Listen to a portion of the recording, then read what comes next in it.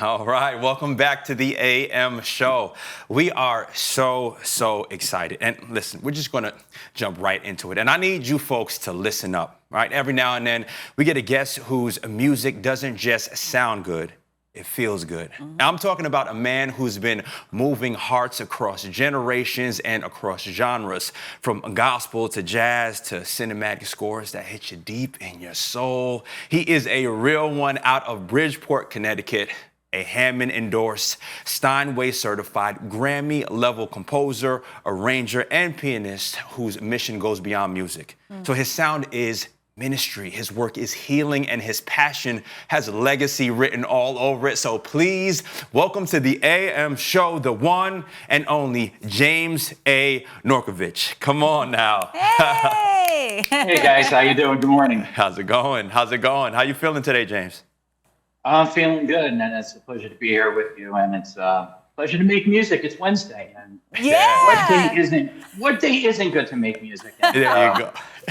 You are so right. Yeah, Wednesday are music days here in the AM show, so we're so happy you're joining us. Oh, man. James, Thank you very much. James, you know, we were chatting a little bit before, but you do so many different things, and I think no better way to jump into it than how did you get started? We want to know the origin story, the beginnings. Take us through it.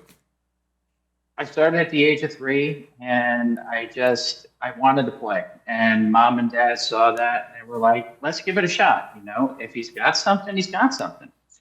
Well, at 5, I started taking lessons, and then, you know, into the grammar school, into high school. Long story short, in the college, full scholarship for undergrad, masters. And all this time later, here I am. Wow. That's a long story made short. Yeah, really condensed down there. But 3 years old, that is, I mean, did you just start going onto a piano and just started playing yourself? Did they sit you in front of it and said, hey, let's see what we got here? Or how did that go?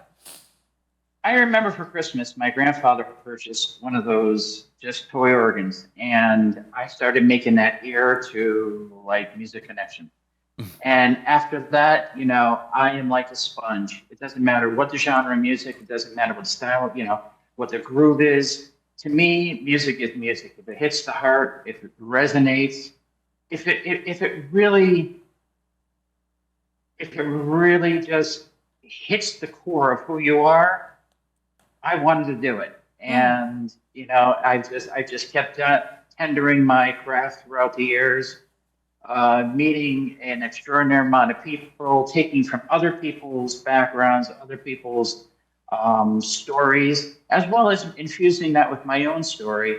And lo and behold, making things really, really cool, in my own opinion. Oh, wow. Love that. Love it. You know, many of us who might make music, we start off as fans, right? Do you have a genre or an artist that you fell in love with that kind of spurred, you know, the beginnings of your music making experience? Okay, that's like asking now. You know, I have to say, you know, early on I was a child of the 80s. I'm not that old, guys, but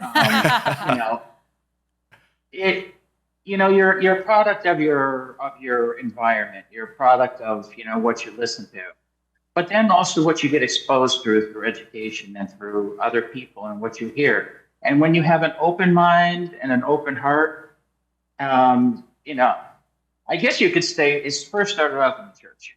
I'm a Christian, so I started, you know, getting that gospel and getting that church sound, and then it just exploded everywhere. But if there was someone that I had to look up to, and I modeled myself as a composer, writer, producer, and arranger, it would have to be David Foster. And of course, you know, David did Celine Dion, Mariah Carey, Whitney Houston, just same with you. So yeah, that's kind of setting the bar high. You know what I mean? Just a little bit, yeah. Yeah, I don't want to set my bar low. I want to set my bar high. I always want to challenge myself, and that's what I've told my students over the years, and I've told people that I work with, is that if you expect the best you'll get the best. And I think that's just true. And in all styles of music. Oh, 100%. I think that's a great lesson to learn throughout life as well, is to set that bar high. Don't limit yourself. Anything really is possible, especially if you work hard at it. Now, I have a question for how you kind of learned to play music. Now, you learned to play by ear, is that correct? I learned to play by ear, and then I received formal training at the age of 5. And then I actually switched from piano to the organ. So my grandfather played by ear, and he had 15 organs in his home. He was in the theater organ. So I was exposed to this at a very young age, and he brought that out, and he really showed me the ropes, even though he wasn't formally trained himself.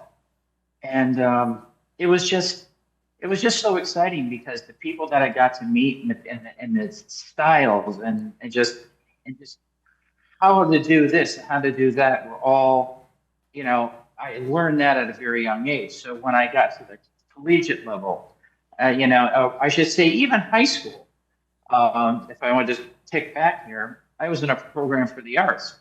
And a lot of New York musicians were in that particular group. It was kind of like the same school for the arts, but you were exposed to real-time education in the arts with industry professionals, what you're learning college credits, while still being in high school. So it was amazing. Wow. No, that's such great experience. And the fact that you were able to learn how to play by ear, then have that formal training. But can you describe what that's like to be able to have that ability to play an instrument by ear for people who don't understand what that means? Is it that you kind of see the notes or you feel the notes, or how does that work? So by playing by ear, I mean, that truly is a gift. You have to be able to hear a sound, hear a tone, hear a melody, hear a chord pattern, hear a progression, and be able to replicate it like on the spot. Yeah. Whereas when you're reading, straight sheet music, lead sheets, you have your every good boy this fine, and you read everything, and everything seems very systematic and controlled. But you can't teach someone's soul. You can't teach someone, how to play something that you feel, because it's an innate capability of being able to hear something and then make it applicable to whatever instrument. And that's where a lot of gospel church artists probably do not know how to read or write. They just feel it. And it's a gift and it's a curse. So, because when you're trying to write and compose for a symphony or they want something on paper, and it's something that you hear here and you hear inside your heart, and you're trying to put that down. That's where that education comes in. Wow. Gotcha. Wow, such a gift. Oh yeah, absolutely, absolutely. And you know what? You mentioned that early beginnings, you went from piano, and then you mentioned organ. Anytime I hear organ, I immediately think, you're taking them to church, right? So I have a question of, I want to know, how does your faith influence your creativity? Well, first and foremost, anything that I do, I put God first in my music, in everything I do, and nothing is going to have a negative message. Nothing's going to have a message that's going to put others down, make people, you know what I'm saying. That make people feel less than who they are. Yeah. And whether it's worship music, whether it's taking another style and infusing and putting God here, putting God there. It's do. And of course, Christmas time. The New York Times dubbed me Mr. Christmas for all my Christmas stuff. That's all about God. So, I have to be sure that all my ducks are in a row whenever I do any of my Christmas material, which Yes, I can't believe it's August and I'm talking about Christmas already. Hey, you are talking to the right person. I will listen. I actually just recently listened to some Christmas music because I was in the spirit a couple of weeks ago. So I'm with you. But I do want to talk about that title. Yeah, you were titled Mr. Christmas by the New York Times for your holiday music. I mean, that is quite something. That is incredible. So first of all, I have to ask, is it okay to start celebrating Christmas on November 1st? Is that first? Are we okay? Oh, I release all my stuff on October 29th, Oh, which happens to I be love my it. dad's I love it. birthday. And, Yeah. you know, Christmas is just such a short, I mean, well, the holiday is long, but that time where we're leading up to Christmas, right? Yeah. It should be celebratory. You should be able to get in the mood. And with the way the world is today and the negativity, we need a little happiness. We need a little joy. We need a little cheer. We need God in the things that we do. And that's what's so important about Christmas music. It just brings all of these elements together. And I mean, oh yes, I'm one of those people. I probably put up the tree Thanksgiving, and now I'm listening to my own stuff, and then I go back to the classics. Yeah, no, it's incredible. You have a variety now. Yeah, your own personal music, your Christmas music. And so do you think the reason for the season is what keeps drawing you back into working on Christmas music and creating albums based off of that? Yeah, I mean, I had a fantastic childhood growing up. Both my parents and my sister.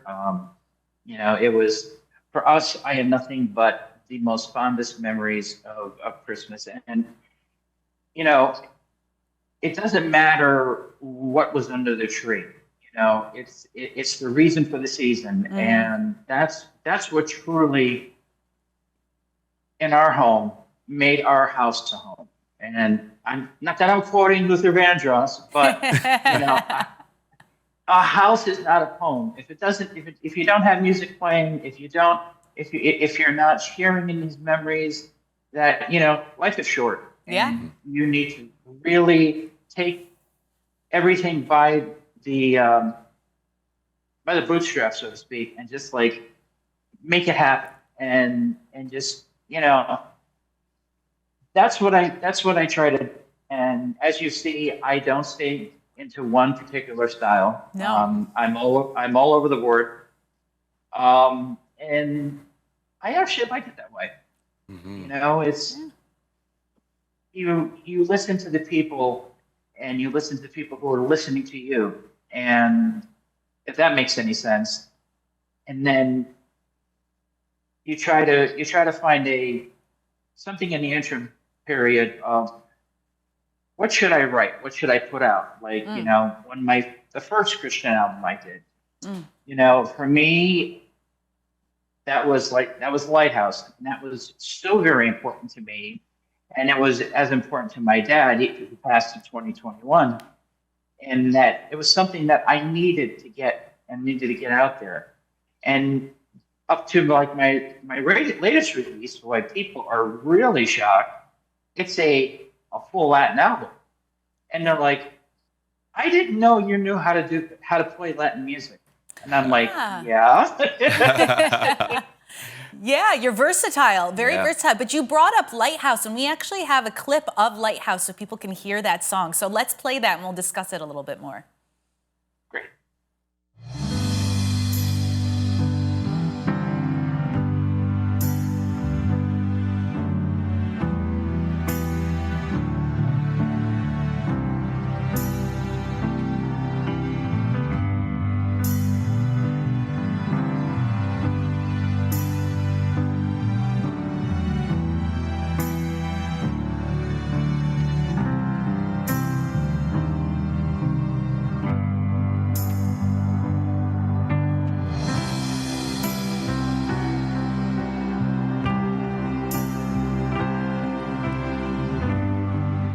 Wow.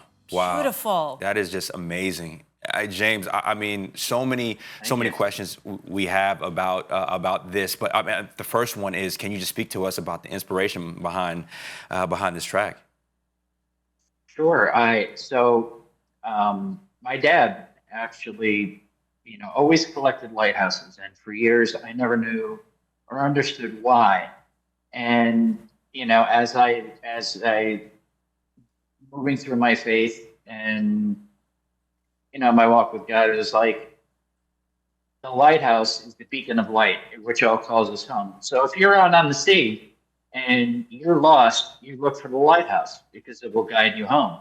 Mm. And so it was very important that I get this album right. It's an album. It's an album about it's got some biblical themed music, and it also is for those people who feel lost, alone. They don't know where they're going in life, and I hope that this album is a touchstone that will bring them towards the light, and the light is God. So that's it's a very hard task when you're doing an album like this, because you just don't know how to direct yourself, because it becomes more than a song. It's an emotion, and it evokes so many things. And to tell the story that you want to tell the right way takes time and patience. Wow. Was it difficult to be so vulnerable on an entire album, because you were pulling from a lot of real scenarios and also, connecting it towards your relationship with God? Oh yeah. I mean, you want to talk about so many things, but you don't want to confuse people who are just listening to the album or listening to a track the first time. And I know it may seem cinematic, and I know it may seem, very to some people over the top, but that's who God is. And when you're trying to convey these stories and these pieces of music that I have written or I've covered and have done my interpretation to, you just need to get it right. There's no other word. I mean, I'm a perfectionist, yes, but it's like it's one of those things that's where the ear training comes in, because you have to get out of that realm of saying, okay, what of that ear training can I apply to this particular track to make it complete? And vulnerable, yeah. I mean, you really have to let your guard down and just succumb to what you're trying to do. Yeah, and I think that's what makes a powerful and a meaningful song that people can really relate to. And that's like a lot of your tracks, which we're actually going to show some more of. I know you have a song dedicated to your cousin. You have a song dedicated to your hometown. Lots of stories to tell, and I want to hear it all and hear from you about it. But we're just going to take a quick commercial break. When we come back, we're going to get into that and then also talk about some of the foundations and other programs you're running to help young students kind of get their musical itch and help them with their musical journey. So, guys, please don't go anywhere. There is so much more conversation to be had with Mr. James Norkawich right when we return.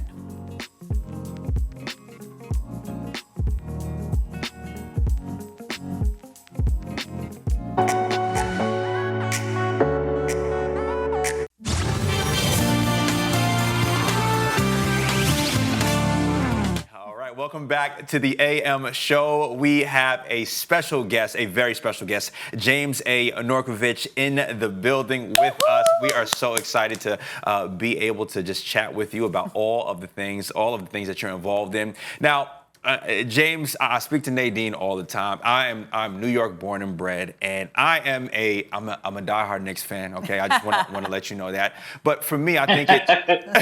I know, right? We're laughing because we struggled for many years. We struggled for many years. That laugh was warranted. Way too many. Way too many. Next year.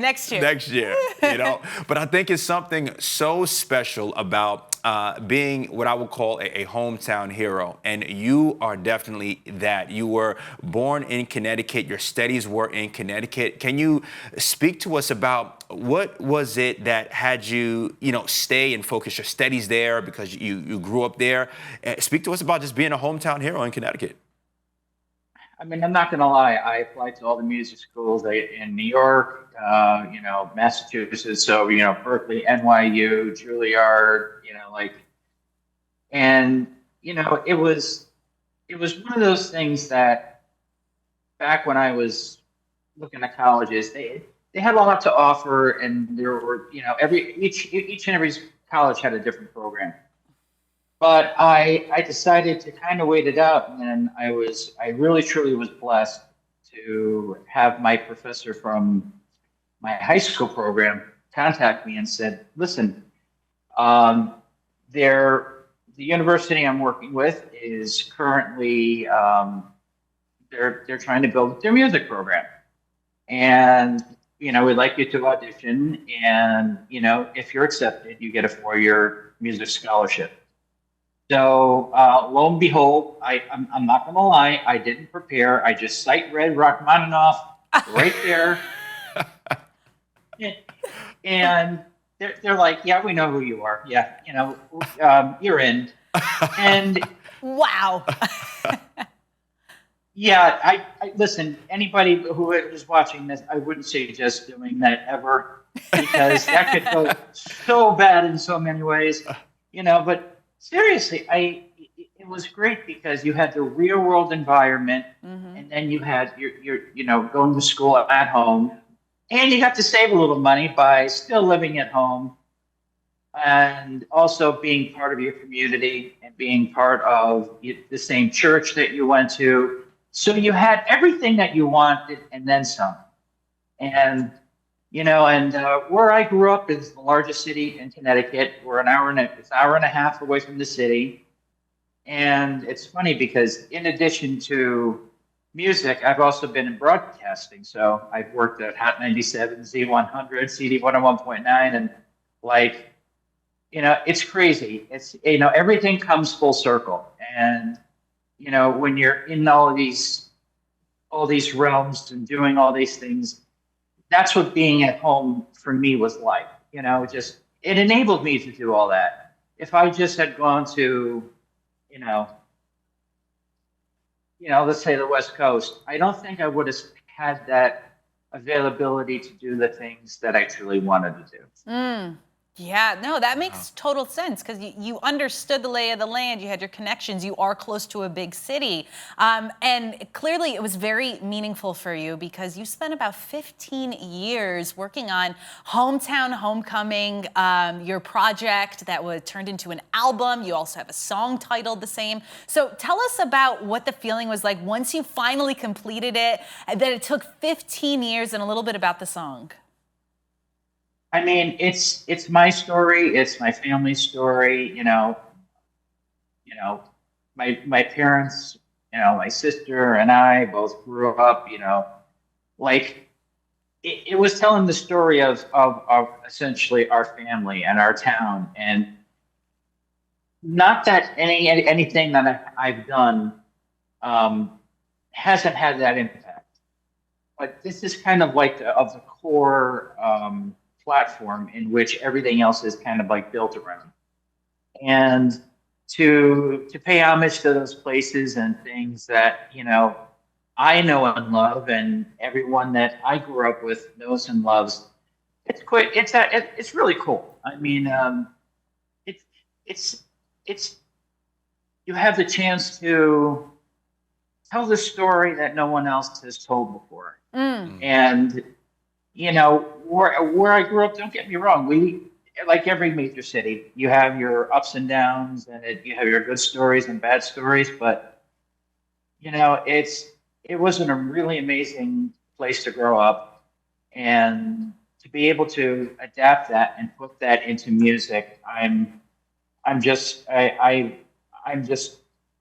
elated and so blessed that I was able to. Yeah, and it is a beautiful song, guys, but don't take my word for it. Let's actually listen to a clip of it.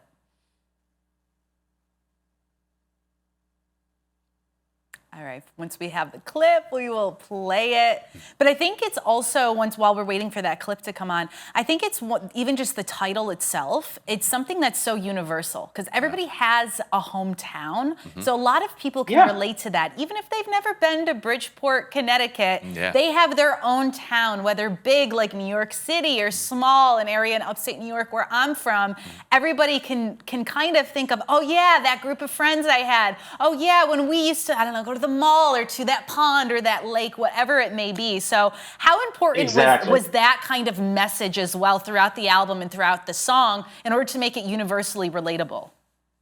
You just hit that right on the head. Is that no matter where you go in this world, no matter what you do, whether you decide to, go over to the UK or, or you're traveling on vacation, in the Caribbean, you always know where you came from and the people and the just the memories that made you who you are. And no one can ever take that away from you. And I really thought that was important in putting that together because it resonates with everybody, and it's just so true. Oh, you're so right. And we now have the clip, so let's go to it so we can hear it.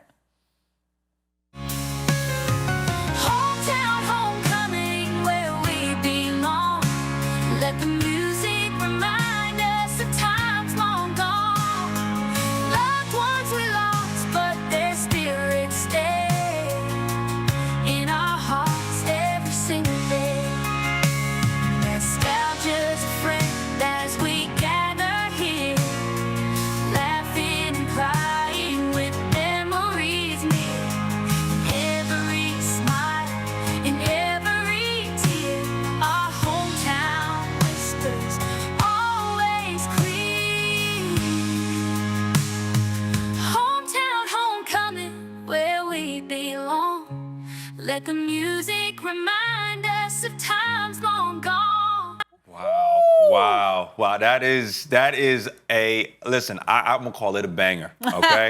That is such a solid song. James, I actually went to Connecticut College in New London, Connecticut. So I'm very familiar with Connecticut. But what I love is that this is actually my first time almost hearing an ode to Connecticut. A lot of times you hear about it in bigger cities, but can you tell us more about this song? So your presence around the composition and also the wonderful artist who's singing on the record. So it's kind of funny. So there's a gentleman by the name of Joe Monona who he's worked with Luther Vandross and Vanessa Williams, and we've maintained a 30+ year friendship from high school to now. And I mean, his resume is as ridiculous as mine. But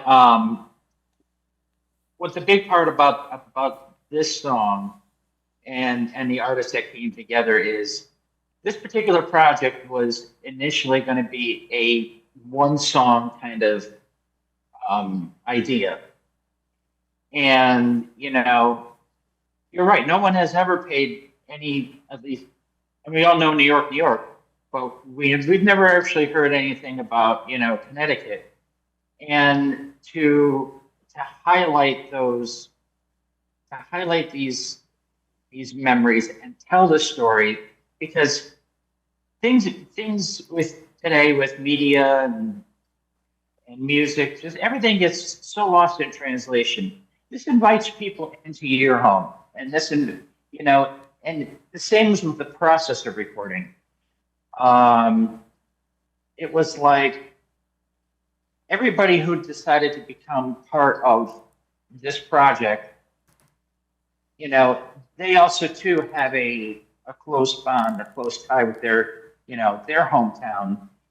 And even though they're working in New York State, working in New York City, or working in Connecticut, it just was that constant resonating story, and it was so exciting to tell. Also, because I'm a big supporter of our troops, and how many of our, veterans and our active duty servicemen and servicewomen, like when you're another country, miles and hundreds and thousands of miles away, this is the song that brings you back to all those memories, those foods, those stores, the schools. And again, you always remember what you were doing when you heard it. Oh, you're so right, because music does take you back to a time and a place, and this is kind of the launch pad for those memories in a sense. I love it. I think it's wonderful what you're doing with your music, but I also think it's so great what you're doing and kind of passing the torch on to kids who are up and coming in the industry, who want to be musicians, follow in your footsteps. So I want to talk about a couple of projects that you have kind of been the lead on. One of them is the Make America Musical Again project, which I love the title of that, and then also the Lighthouse project. So can you describe what the missions are of both of those individual projects? Sure. So with the Make America Musical Again, of course, playing off the want to say the algorithms of our White House and our administration, but it's really important. So many often inner city kids and even kids in the urban areas, they're trying to have an instruction or trying to merge the both styles of music together could be somewhat of a daunting task, right? Well, the same program that I was in high school, which was called Regional Center for the Arts. This is kind of using the same idea where we take kids from both ends and start having conversations, start merging, ideas. Some know how to read, some know how to play by ear, and exchanging those ideas and making music. But more than making music, you're making friendships that last a lifetime. And that's important because when you're able to understand where somebody comes from and where somebody, grew up, just like hometown homecoming, you have a better understanding of yourself, and that shows in your workmanship, as a musician, and also as just a regular human being. Now, the Lighthouse project is something a little more intense that I'm been getting into, and that's to support music and mental health, because as we know, we're living in crazy times. And what the Lighthouse project essentially is it's 3/4 of the way of getting off the ground, but it's getting into the schools, getting into the public arenas, getting into those places where we can start to have that conversation about mental health and seniors, because they play such an integral part in our society too. Not just Gen X or Gen Z or millennials. This is looking at the wider scope of things, and that's going to be looking towards probably January, February next year. We'll be able to start performing and also playing out, and also having keynote speakers and members of the faith community come out and be able to speak to people on the masses. Wow, exciting stuff coming up. Oh yeah. Honestly, James, you are extremely busy. One of the things I wanted to ask you about, you've worked with so many musicians, you have ties to so many heavy hitters in the industry, people, Bryson. And one of the ones that I wanted to speak to you about, one of the segues, is you have a Whitney Houston tribute show that you do. I recently went to a Whitney Houston cover orchestra 2 weeks ago. It was fantastic. One of my friends is a huge Whitney Houston fan. It was fantastic. I want to know about some of these things that you have going on. Can you speak more into it? Oh yeah. So as you know, I've been working with, and you probably know her, Jackie DiMaggio, as Yes. of late. Mm-hmm. And matter of fact, we just did a huge concert up in Saugerties, and now she of course she's got the chops for Whitney. She's got the chops for Celine. So it's really exciting that when you're taking this music that was written by, again, some of my favorite songwriters, and not to mention all my favorite vocalists of all time, and putting them together. And that in itself is an honor and a pleasure to do. Not to mention, and in addition to that, of course, there's two Christmas albums coming out this year. And then someone you guys may know, a woman by the name of Jackie Nunez, Ah, yes. working on a Latin track with Jackie. And as you could see, I don't like to be bored. Music is around me and is who I am 24/7. And I've always said this, and it's so true. That music is the soundtrack of our lives, and why not make it a good one? I mean, why have something that's just mediocre? I mean, just to absorb and take in like everything you possibly can. I mean, that's what it's all about. And for anybody who's thinking about, picking up an instrument, or, the first thing is listen to as much music as you can. And, and it's one of those things that the more you listen, the more your brain will start to absorb and make connections and begin to have its own conversation, so that when you pick up your instrument, you'll have a better understanding of not only who you are, but where you want to go in terms of, in your musical career. Because that's the toughest part. This industry is not for everyone. It's very hard, and you have to be very dedicated, and you have to also be your social media person and your bookie and and in my case, I have my own label. So you're doing like everything from soup to nuts. And it's like, if you don't really go in it with all of your heart, it's going to make it difficult. I mean, don't get me wrong.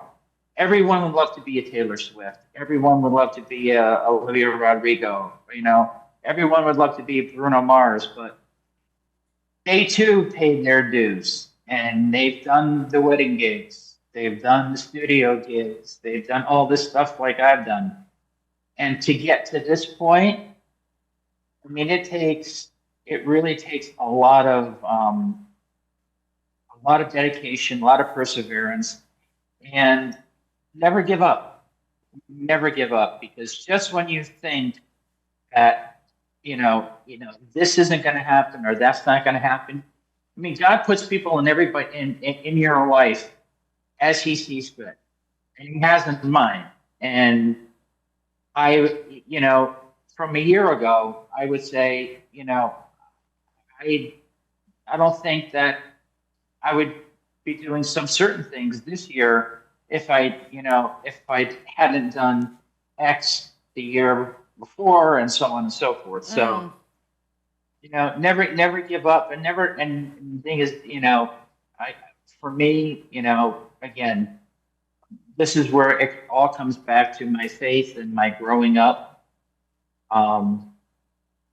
It's just, you just remember where you came from. Remember those first things that got you excited about music, and that got you it's just like with anything.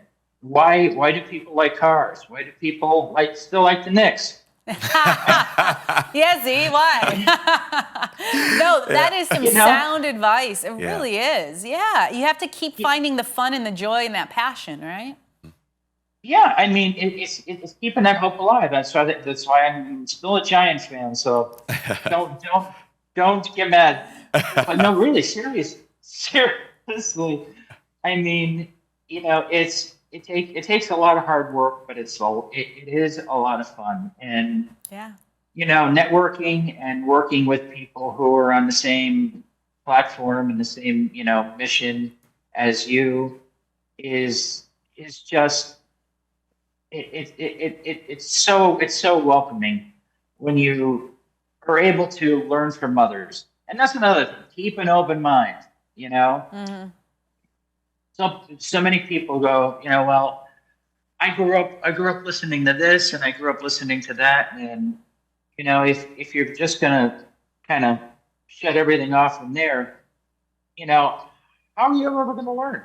How are you ever going to say, well, I want to be like this guy, or I want to be like, this composer or this arranger, but you're not taking the steps to do that. And Yeah. I hope that I always say if things that I've done, if it touches at least one person, I'm happy. I've been lucky that it's touched a couple more people than that, but it takes hard work to let people know what you've done and what you're trying to, what kind of story you're trying to tell. And then, you just got to keep knocking away, knocking away, knocking away. And eventually, I think you get it right. Yeah, well, I think you've definitely got it right. I think that's some wise words, some sound advice. Just go and step into the unknown. You never know what can happen. And so thank you for leaving us with that wisdom there. I know you've definitely touched us today, so you're doing it right. So thank you so much, James, for coming on the show, for, like I said, sharing your wisdom. And I just want to know, before we leave you, is there any performance that you have coming up that you want to promote or tell us about, where people can see you next? Sure. So again, October 29th, again, release-wise, are two albums. One is more of an introspective. It's like, what does Christmas mean to me? And it's actually called A Norkawich Family Christmas. And I know, as cheesy as that sounds, it tells the story of what Christmas was like in my home. And then the actual next title Christmas album, which is a surprise, that'll be albums are running in tandem. Also on October 29th, and looking quite possibly. I mean, best thing I would say right now, because without committing to a couple of dates, is just to go to my website, www.jamesanorkawich.com, and there's always updates, and of course on social media and everything else, is just you're able to see what's going on, where I'll be, who I'll be with, and kind of locking those dates in as we speak. Perfect. Well, believe it or not, guys, October 29th is about, 10 weeks away? Right around the Crazy. corner. So it is right around the corner. Wonderful. We do have all your socials linked below, guys. You can see it right there at the bottom. So if you guys want to learn more and listen to James, highly recommend it. So once again, thank you so much for joining us on the show. We so appreciate it. Thank you so very much. You guys are fantastic, and I appreciate you both. Yeah, we appreciate you as well. All right, guys, we are going to take a quick commercial break. We told you it's a Music Wednesday, and we're going to keep that music going, so don't go anywhere. We'll be back with more.